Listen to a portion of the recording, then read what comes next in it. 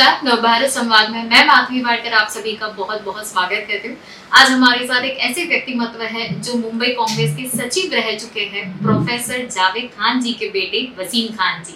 Professor Javed Khan जी MLA रह चुके हैं 2 बार गोवंडी शिवाजी नगर में और आज इसी मानपुर शिवाजी नगर से वसीम खान जी एक स्वतंत्र उम्मीदवार करके चुनाव लड़ रहे हैं। तो आइए उनसे बातचीत करते हैं। वसीम खान जी नमस्कार और बहुत बहुत स्वागत है नवभारत में। पहले तो मेरे मन में ये क्वेश्चन आ रहा है कि you belong to a very good educated respected family, तो ऐसी कौन सी बात हुई या इंस्पायर हुए आप कि जिससे आपने सोचा कि मुझे मानपुर शिवाजी नगर में एक स्वतंत्र उम्मीदवार करके चुनाव करना है, और यही क्षेत्र क्यों और स्वतंत्र उम्मीदवार करके क्यों? क्वेश्चन आपने जो पूछा उसका जवाब थोड़ा लंबा है, अगर आप बर्दाश्त करते तो हम आपको बताते हैं। ये जो आज मानपुर शिवाजी नगर है उसके बगल में कॉन्स्टिट्यूंसी अणुशक्ति नगर, जहाँ से नवाब मलिक भाई विधायक है इस वक्त पे, उसके बाजू में एक एरिया है सुमन नगर जो चेंबूर का हिस्सा बनता है। ये तीनों हिस्से मिला के कॉन्स्टिट्यूंसी हुआ करती थी जिसका नाम था ट्रॉम्बे।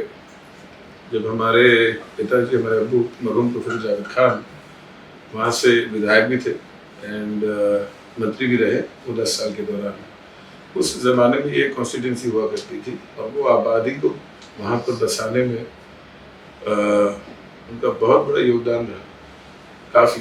इनफैक्ट रेगुलराइजेशन करना, रोड्स बनवाना, बिजली लाना, पानी लाना, उस किस्म की चीज़ें अब्बा ने वो डेवलप की। 95 तक वहाँ से विधायक और मंत्री हुआ करते थे। उसके बाद बाबरी मस्जिद का ज़माना था, बाबरी मस्जिद की शहादत के बाद वो इलेक्शन हार गए थे। उसके बाद वो दूसरी अलग अलग रेलवे बोर्ड के चेयरमैन रहे, सिडको चेयरमैन वगैरह रहे।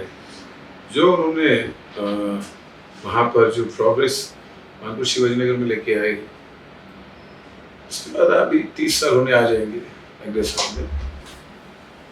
30 सालों में ये तो बहुत दूर की बात है कि कुछ बदला, एक्चुअली बदला तो काफ़ी कुछ, बट कुछ प्रोग्रेस नहीं हुई, तरक्की नहीं हो पाई, बल्कि जो बनाया गया था 85 से 95 तक उसमें क्लियर कट डिटीरियोरेशन हुआ।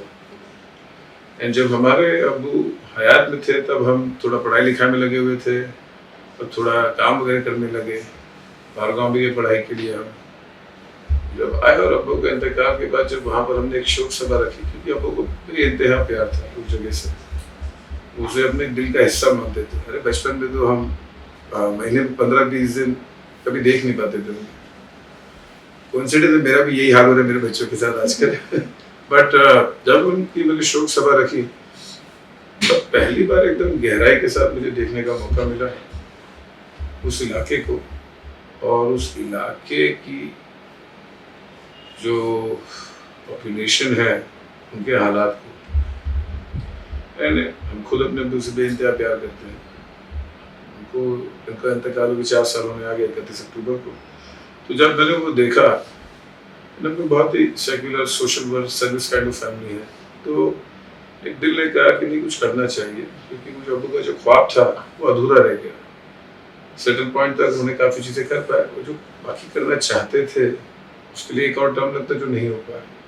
मैंने सोचा क्यों नहीं अपने अब्बू जिन्हें हम इतना प्यार करते हैं उनका जो ख्वाब अधूरा रहा पूरा करने की कोशिश की जाए। तो उस इरादे से हम पॉलिटिक्स में एंटर किए। एंड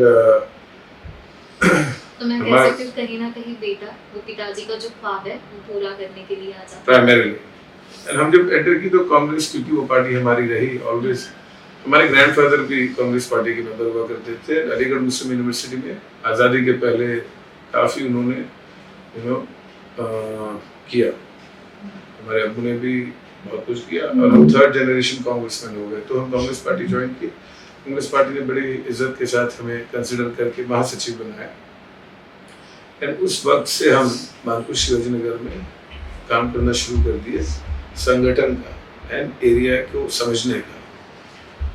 एंड कोई भी चीज़ अगर करना चाहते हैं तो उसे समझना बहुत ज़रूरी है, नहीं तो आप एक हेडलेस चिकन की तरह भागते रह सब जगह। तो समझने में कुछ टाइम लगा क्योंकि उसकी आदत नहीं थी हल्की से, but over the last 4 years सारी चीज़ों को समझे। और क्या है, रिश्ते बनते हैं। जब कहीं पर जाओ रोज बैठो साथियों के साथ, काफ़ी रिश्ते वहाँ पर बन गए ओवर 4 years। एंड उन रिश्तों की वजह से एक जबान दी गई, बातें कही गई, प्लान्स बनाए गए क्या कर सकते हैं आगे जाते हुए। एंड जब इलेक्शन का समय आया तो मैंने गुजारिश की पार्टी से टिकट के लिए। तो देखिए आज की तारीख में संविधान जब इतना खतरे में है and these communal forces are dividing our country up, so इस वक्त पे पार्टी हाईकमान, पार्टी के सारे सीनियर लीडर्स अलायंस वाले कॉन्सेप्ट को लेके आगे बढ़ रहे हैं ताकि ये जो कम्युनल पार्टी बीजेपी प्राइमरीली और उनके समर्थक में जो बाकी सारी पार्टीज रहती हैं उस अलायंस को टक्कर देने के लिए इंडिया अलायंस बनाया गया। एंड इंडिया अलायंस में समाजवादी पार्टी एक बहुत ही स्ट्रॉन्ग डेडिकेटेड पार्टनर रही है कांग्रेस पार्टी की। आज ऐसे मौजूदा हालात हैं कि वहाँ पर जिस एरिया में हम काम करना चाहते हैं, पिछले 3 टर्म्स से विधायक समाजवादी पार्टी के जो प्रेसिडेंट हैं महाराष्ट्र के श्री अबू आसिम आजमी वो चुन करके आ रहे हैं। तो बेसिक अलायंस का कॉन्सेप्ट ऐसे होता है कि सिटिंग पे जो है पार्टी का मेंबर उसी पार्टी को सीट मिल जाती है, जिसकी वजह से पार्टी हाईकमांड हमें इतना सपोर्ट करने के बावजूद थोड़ा उनके हाथ बंधे हुए थे एंड अलायंस के चक्कर में वो सीट समाजवादी पार्टी को चले गई। सीट समाजवादी पार्टी को जाने के बाद ये भी देखा गया कि अलायंस पे जो सच्चाई है उसको उन्होंने फॉलो नहीं की समाजवादी पार्टी ने। जहां उम्मीद थी कांग्रेस को 2 कॉन्स्टिट्यूंसीज में खड़े करेंगे कैंडिडेट, उन्होंने कई और जगहों पे कर दिए कैंडिडेट्स। महाविकास आघाड़ी के खिलाफ भी किया है, इनफैक्ट उद्धव ठाकरे साहब के खिलाफ 5 जगहों पे किया है, कांग्रेस के खिलाफ 3 जगहों पे 2 या 3 जगहों पे खड़ा किया। सर ये जो आपको हुआ, ये चीजें हुई कि आपको गलत नहीं लगी? क्या होता है to achieve something great, कई बार अपने खुद की ख्वाहिशों को मारना पड़ता है in the search for the greater good. Sometimes one has to take a bow and step back. परंतु समाजवादी पार्टी ने उनके जो यहाँ के स्टेट प्रेसिडेंट उन्होंने थोड़ा हल्का सा, हमें ऐसा महसूस होता है, गलत काम किया कि अलायंस के खिलाफ लोगों को खड़े किया एंड फ्रेंडली फाइट कह करके। सच्चाई तो ये है वहाँ के इलाके की जो हालात है इतने बुरे हैं, 4 साल जो हम वहाँ पर इतना काम किए तो आखिर में हम पॉलिटिशियन नहीं हैं, हम सोशल वर्कर हैं। हम बनना चाहते थे पब्लिक सर्वेंट, इसीलिए हम इलेक्शन लड़ रहे हैं, बट वो खिताब हमें मिले ना मिले हम सोशल वर्कर तो रहेंगे। सोशल सर्विस हमारे खून में है, हमारे दिल में है। और इसलिए आप ये स्वतंत्र उम्मीदवार ये मानपुर शिवाजी नगर में बदलाव लाने के लिए आज खड़े हैं। एब्सोल्युटली। मैं ये क्षेत्र के बारे में आऊंगी, क्या कहेंगे अभी की इनकी चुनौतियां कौन सी है, प्रमुख चुनौतियां मानपुर शिवाजी नगर की? प्रमुख चुनौती रही अपने सिंबल को पहुंचाना लोगों तक, क्योंकि जब पहचाना सिंबल रहता है तो रिलेटिवली बड़ा आसान हो जाता है, बट हम अपने आप में इतना बिलीव करते हैं कि अपनी इंडिविजुअल आइडेंटिटी हमारे पास है, पर वो सिंबल पहुंचाना सबसे बड़ी चुनौती थी। अब जब पहुंचा दिए सब जगह तो कन्विंस करना कि एक आज़ाद कैंडिडेट, अपक्ष कैंडिडेट भी उस किस्म की चीज़ कर सकता है जो वो उम्मीद करते सिंबल वाले कैंडिडेट से। और जहाँ पर बड़े बड़े दिग्गज महारथी हमारे साथ कंटेस्ट कर रहे हैं, विरुद्ध नहीं बोलूँगा, 22 कंटेस्टेंट्स हमारे साथ कंटेस्ट कर रहे हैं, उसमें से 2 मौजूदा विधायक हैं बाकायदा। उसके अलावा भी स्ट्रॉन्ग कंटेंडर्स, बीजेपी के 2 लोग वहाँ पर खड़े हो गए हैं। आप देखेंगे तो बुलेट पाटिल जी, सुरेश पाटिल हमारे साथी हैं, दोस्त हैं, बट वो फुली बीजेपी सपोर्टेड कैंडिडेट हैं। एंड श्री नवाब मलिक जो अरुशक्ति नगर के विधायक हैं मौजूदा, अजीत दादा फैक्शन से हैं जो अलायंस में बीजेपी के साथ, तो ये 2 तो बीजेपी के कैंडिडेट्स हो गए। उसके अलावा समाजवादी पार्टी के मौजूदा कैंडिडेट, उसके अलावा AIMIM असदुद्दीन ओवैसी साहब के भी कैंडिडेट हैं, डिसाइड मैनी अदर कैंडिडेट्स वगैरह के। तो ये कंटेस्ट जो है, ये कंटेस्ट काफ़ी बड़ा है, let me put it that way.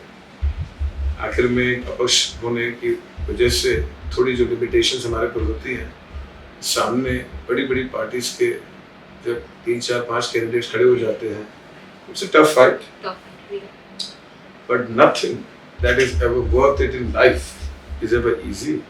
But से कितना विश्वास लग रहा है कि एक अंदर से वॉइस आता है हमें कि नहीं हम कर सकते हैं या चुन सकते आ सकते हैं, आपको कितना विश्वास लग रहा है कि ये टफ फाइट आप जीत सकते हैं? I have absolute confidence. At the end of the day, I'm a people's person.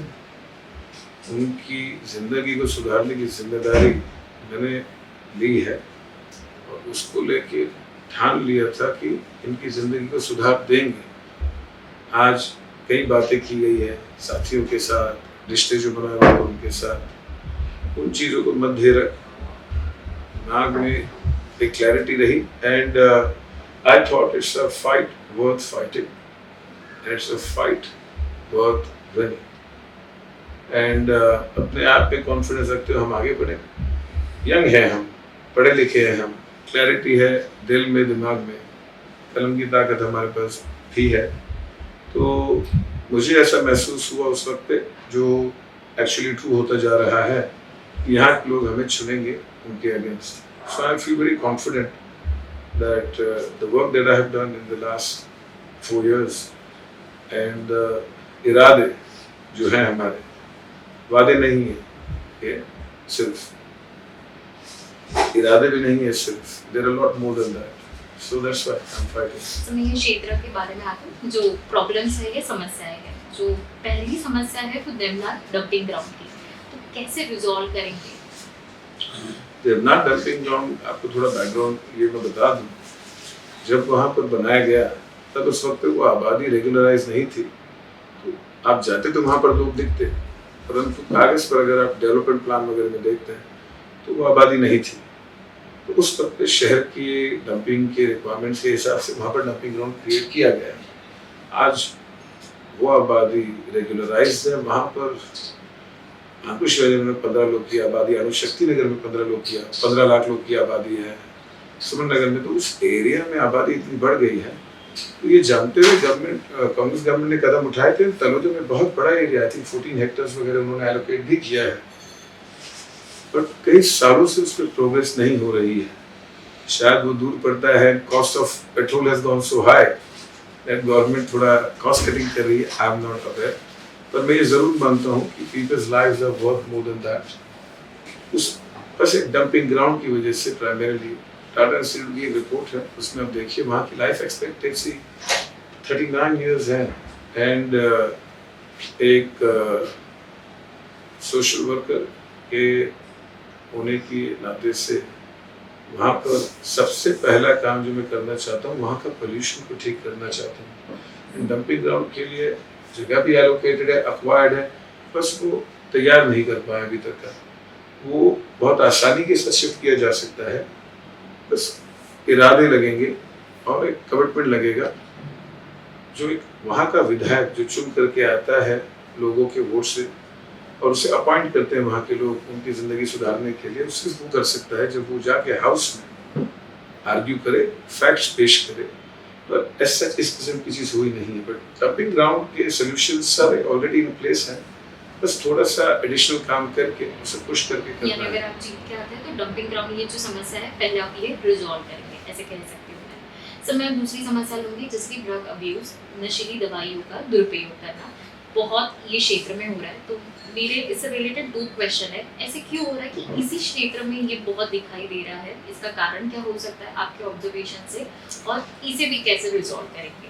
कुछ एक स्ट्रैटेजी आपने बनाई है कि ये करके हम लोग ये कम कर लेंगे? ऑफ कोर्स देखिए, ये जो नशे का जो प्रॉब्लम है जो वहाँ पर इतना आम हो गया है एंड उसकी वजह से related crimes very very high over there. ये एक तो होता है कोई प्रोएक्टिवली उसे प्रमोट करे कोई चीज़ को, और दूसरा होता है अगर कोई नज़रअंदाज करे कोई चीज़ को और वो नेचुरली बढ़ जाए। यहाँ पर दोनों चीज़ें हुई है। यहाँ पर द रेलेवेंट फोर्सेस, चाहे वो पुलिस बोलिए, बीएमसी बोलिए, विधायक बोलिए, नगर सेवक बोलिए, उन्होंने इसकी तरफ एक ब्लाइंड आई रखा। क्योंकि वहाँ के लोग ना उनके पास स्कूल्स कॉलेजेस बराबर हैं, ना उनके पास पढ़ाई लिखाई के जरिया ना होने की वजह से नौकरी को लेकर बहुत तकलीफ है। तो कहते हैं जैसा अंग्रेजी में empty mind is a devil's workshop. So मौजूदा वहाँ के विधायक नगर सेवकों ने उसे एक डेविल्स वर्कशॉप बना दिया है। एंड जब आदमी बेरोजगार होता है, ना उसे कुछ स्कोप या अपॉर्चुनिटीज होती है लाइफ में ऊपर आने की, तो बहुत आसान होता है डिप्रेशन में जाना या नशे को पकड़ लेना। खास करके अगर हर कॉर्नर पे अगर उस चीज़ को की अवेलेबिलिटी रहे। एंड दूसरी बात है, क्योंकि वो बहुत ही पिछड़ा हुआ हिस्सा है एंड थोड़ा मॉनिटरिंग वहाँ पे प्रॉब्लमेटिक है, पुलिस की तरफ से भी कार्यवाही में कमियां हैं एंड सिस्टमेटिक इतना नहीं है जितना होना चाहिए सिस्टम। तो वहाँ पर बड़े आसानी के साथ ये peddlers and vendors and all system को बाईपास करके अपना कारोबार रन कर पाते हैं। तो ये दोनों रीजन, प्रोएक्टिवली भी उधर पे लोगों ने उस जगह के सर्कमस्टेंसेस का फ़ायदा उठाया है और मौजूदा विधायक नगर सेवकों ने उसके ऊपर फोकस नहीं करके एक फ्री रेन दे दिया, जिसकी वजह से नशा इतना बुरी तरह फैल गया सर, आप कैसे करोगे, इन्हें कंट्रोल कैसे करोगे? तो उसका जवाब मैं देने के पहले एक बात आपको कह दूंगा। आज वो नशे का प्रॉब्लम जो महापुर शिवाजी नगर का है, उधर से ओवरफ्लो होकर पूरे बम्बई को अफेक्ट कर रहा है। ये सिर्फ वहाँ के लोगों की प्रॉब्लम नहीं है, ये सारे लोगों की प्रॉब्लम है। इसको लेकर के दो चीज़ें, एक्चुअली दो वर्टिकल्स हमें सोचे हमने। एक तो देखिए, हर चीज़ का इलाज है पढ़ाई लिखाई। जब बच्चों को पढ़ाई लिखाई करवाते हैं आप अच्छे से एंड उनका टाइम ऑक्यूपाई होता है कंस्ट्रक्टिव चीज़ों में, और वो पढ़ाई लिखाई के बाद उन्हें मौका मिलता है एक जॉब अप्लाई करके वहाँ से जॉब हासिल करने के लिए, तो वो आदमी इतना लाइफ के अंदर इन्वॉल्व हो जाता है एंड बहुत ही पॉजिटिव वे में लाइफ को देखता है, तो उसकी वजह से ऑटोमेटिकली इस किस्म की चीज़ बहुत डिमिनिश हो जाती है। पर जो ऑलरेडी हालात मौजूदा है वहाँ पर जो फैला हुआ है जो ड्रग्स का प्रॉब्लम, उसके लिए very detailed and comprehensive police action लगेंगे। उसके साथ वहाँ के जो बच्चे जो नशे में डूब चुके हैं, वो भी हमारी जिम्मेदारी है। हालात ने उन्हें वैसा बनाया, हम उन्हें बुरा नहीं मानते। Government facilitated sponsored rehabilitation centres लगेंगे एंड ये दोनों चीज़ करने से बच्चों को भी हम हमारे बचा पाएंगे, at the same time short term में उसको कंट्रोल भी कर पाएंगे, और लॉन्ग टर्म के लिए हमने डिसाइड कर लिया कि वहाँ पर गवर्नमेंट एडेड कॉलेजेस वगैरह इस्टेब्लिश की जाएँ, जिसके बलबूते पे बच्चों को थोड़ा better like understanding of society and life बनाए दी जाए, एंड उसी के थ्रू लॉन्ग टर्म में भी टैकल होगा, जैसे मैंने पहले कहा शॉर्ट टर्म में भी टैकल होगा। जैसे ड्रग अब्यूज हो गया, वैसे युवा वर्ग वहाँ पे बहुत है, तो युवा वर्ग की कौन सी समस्या आपको लगती है कि मानपुर शिवाजी नगर के युवाओं की ये समस्या है और उनके लिए कुछ प्लान ऑफ एक्शन आपने सोचा है? एब्सोल्युटली, पढ़ाई लिखाई के अलावा खेलकूद का शौक होता है बच्चों को, पढ़ाई लिखाई के अलावा अदर हॉबीज, कल्चरल हो, स्पोर्ट्स हो, for that matter like social हो, उसमें भी बच्चों का इंटरेस्ट होता है। उस किस्म की फैसिलिटीज नहीं है वहाँ पर, क्योंकि वहाँ पर बहुत ज़्यादा गरीब लोग हैं एंड एरिया में एक सिंगल डिग्री कॉलेज नहीं है। कॉलेजेस लगेंगे, वहाँ प्लेग्राउंड सब इंक्रोच हो चुके हैं, प्लेग्राउंड्स को रिहा किया जाएगा। वहाँ पे government sponsored activities, ITI centres, ताकि बच्चे वहाँ के युवा अपने स्किल्स को डेवलप कर सकें। बहुत टैलेंटेड है वहाँ के बच्चे, बहुत ज़्यादा टैलेंटेड है। सही गाइडेंस मिल जाए, I tell you, future Olympic athletes वहाँ से आ सकते हैं। You are going to have some fine actors, dancers. You will have the finest, journalists coming from there. आज भी वहाँ पर बहुत अच्छे अच्छे डॉक्टर्स बन के निकलते हैं, बहुत अच्छे थैंक यू, बहुत अच्छे इंजीनियर वहाँ से निकलते हैं। But the vast majority does have issues and a problem. देखिए मैम कैसे ये सब जुड़े हुए हैं। आज क्राइम का इतना बड़ा इशू है, ड्रग्स का इतना बड़ा इशू है कि बच्चे लोग अगर ग्राउंड रहा भी तो शाम के बाद वहाँ पे खेलना बड़ा डेंजरस हो जाए उनके लिए, अच्छा वहीं पर पेडलर्स वगैरह भी रहते हैं, कई बार रिस्क है उनकी आदत बिगड़ने का भी, तो ये सब कैसे इंटरवाइंड, एक ही जैसे कि एक भाजी है, अलग अलग कंपोनेंट्स हैं एंड सारे प्रॉब्लम्स मोटा मोटी इंटररिलेटेड होने की वजह से सारे चीज़ें टैकल होंगी automatically simultaneously.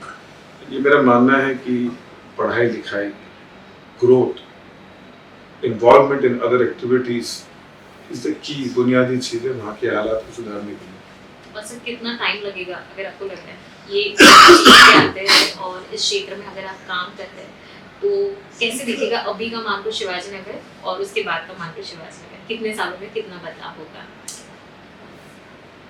Work never stops man, work जिस तरह लर्निंग नेवर स्टॉप्स उस तरह वर्क नेवर स्टॉप्स। क्या है, जैसे ही आप हॉट कर देते हैं काम किसी चीज़ की तरफ तो आप ऑटोमेटिकली डिटीरियोरेट होना शुरू होते हैं। कई बार इसकी वजह से नहीं क्योंकि आप डिटीरियोरेट हो पर बाकी हालात इंप्रूव होते हैं तो कंपैरेटिवली आप डिटीरियोरेट होते हो। जहाँ तक बात है कि पोल्यूशन की, that can be solve with in a year. SMS company, biomedical processing की बात करिए, आप डंपिंग ग्राउंड की बात करिए, साल भर के अंदर रिजॉल्व हो सकता है। जहाँ तक बात रहती है जो डिटेल में बुनियादी तौर से रेजोल्यूशन रिजॉल्व करना है, कॉलेज इस्टेब्लिश करना है, गवर्नमेंट एडेड, ताकि गरीब लोग जाए वहाँ पर, रिहेबिलिटेशन सेंटर्स, इस किस्म की चीज़ को समय लगता है आइडेंटिफाई करके लैंड वहाँ पे गवर्नमेंट बजट को सैंक्शन करवा के क्रिएट करना उस किस्म का इंफ्रास्ट्रक्चर जो इन्हें मदद कर सके। ये परमानेंट ऑनगोइंग प्रोसेस रहती है eventually, but with in 5 years we can build degree colleges there, within 5 years we can build hospitals there, within 5 years we can build rehabilitation centers, no doubt about it.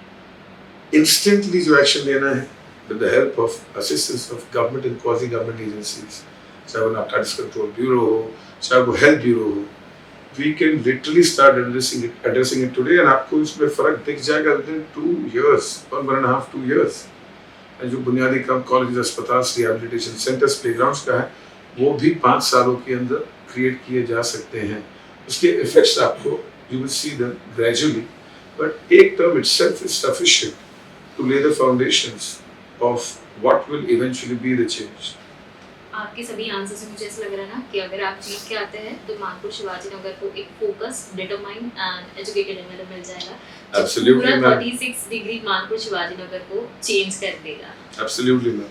Sir क्या कहेंगे, आपने भी राजनीति बहुत नजदीक से देखी है, तो अगर मैं बात करूं कि पुरानी राजनीति जो थी और अभी की जो राज्य की स्थिति है, तो क्या ऑब्जर्वेशन आपको लगता है कौन से अच्छे चेंजेस हुए या कौन से बुरे चेंजेस हुए? पहले की राजनीति ऐसी थी, अभी की ऐसी? बहुत अलग हो गई है मैम। हमारे अब्बू के ज़माने में देवर लीडर्स लाइक दादा, विलासराव अंकल, सुशील कुमार शिंदे सर, इतने टॉल लीडर्स थे वो, जो बाकायदा लीडर्स बने, लोगों के बारे में सोचते थे। All of them were born pre independence. वो जानते थे इस देश को अपने पैरों पे खड़े करने के लिए कितनी उन्होंने मेहनत की है। Without thoughts for themselves, they work for the people. And आज बनी बनाई चीज़ मिली है लोगों को। यहाँ आजकल के जो नेतागण है जो आप देखते हैं, they don't have as much of an understanding कि हम कितना मेहनत करके इस देश को आगे आने मिला है। आसपास के देशों को देख लीजिए, पाकिस्तान हो, बांग्लादेश हो, श्रीलंका हो, बर्मा हो, अफगानिस्तान हो, nothing, too much of problems there. India is a beautiful country in spite of having इतने अलग-अलग, like religions, communities, castes. We work like a well-oiled machine. आज हम एक दूसरे से बहुत प्यार करते हैं, बीजेपी के अलावा हम बहुत प्यार भी करते हैं, मिल करके हाथ में हाथ पकड़ करके कदम बढ़ाते हैं साथ में। सो आजकल के जो लीडर्स आए हैं वो सारे नहीं, lot of good people out there, but वो उतने सेल्फलेस वे में काम नहीं कर पाते हैं। ये हमारी सोच हमने जो हमारे अब्बू से सीखी। मेरे दिमाग में आज भी वही कांग्रेस पार्टी है जो आज़ादी की लड़ाई लड़ी, क्योंकि हम पॉलिटिकली इतना इन्वॉल्व नहीं रहे, बस 4 साल पहले इन्वॉल्वमेंट शुरू किए, तो I was insulated from such thoughts. And पढ़ाई लिखाई हमने करी बहुत मेहनत से और काम वगैरह करना शुरू किया, तो बहुत ही सिंपल आइडियाज थे मेरे दिमाग में As far as politics was concerned, my father never called himself a politician. He said, I'm a public servant, आम आदमी का नौकर। मैं स्टेज पे ही कहता हूँ, मुझे आप ये नौकरी दीजिए, मैं आपका नौकर बनना चाहता हूँ। This is a job जो वहाँ के लोग वोट डाल के हमें अपॉइंट करते हैं इस नौकरी के लिए। एंड ये नौकरी जो मैं करना चाहता हूँ, ये उन ख्यालात पे बिल्ड है जो हमारे अब्दू के साथ बात करके my whole life I have seen. वो आज़ादी वाली जो कांग्रेस थी, आज़ादी के बाद वाली जो पूरे इस देश को बिल्ड करी, वो सोचा है मैंने। सो आजकल के पॉलिटिशियन अपनी जगह पे ठीक है, किसी को गलत नहीं कहना चाहते, but God has been kind. हमें पढ़ाई लिखाई का मौका मिला, हम अपने पैरों पे खड़े हो पाए। Congress party and society has given so much to me and my family and extended families that I feel that there is a debt that I must pay back to society. मेरे अब्बा कहा करते थे, मन को कर्ज में चुकाना चाहता हूँ बेटा, इसलिए एक बार लड़ करके जीत के कुछ और करना चाहता हूँ, उनके लिए एडिशनल। मैंने कहा आपने अब क्या नहीं कर दिया, आपने मालिकाना हक दे दिया 1995 के रूल से, आपने प्रूफ करवा के दे दिया, बिजली ला दी, पानी ला दी, रोड बना दिए। मतलब अभी जो कुछ रहा होगा वो आप पूरा कर देंगे। Absolutely, man. तो व्यूअर्स को क्या कहेंगे, क्या संदेश देंगे जाते जाते? दोस्तों, एक जो चीज आपसे कोई नहीं ले सकता है तो आपकी सोच होती है। सोच आपकी खुद की है। कोई कितना भी आपको प्रेशराइज करे, ब्लैकमेल करे, मारे पीटे, your thoughts are your own.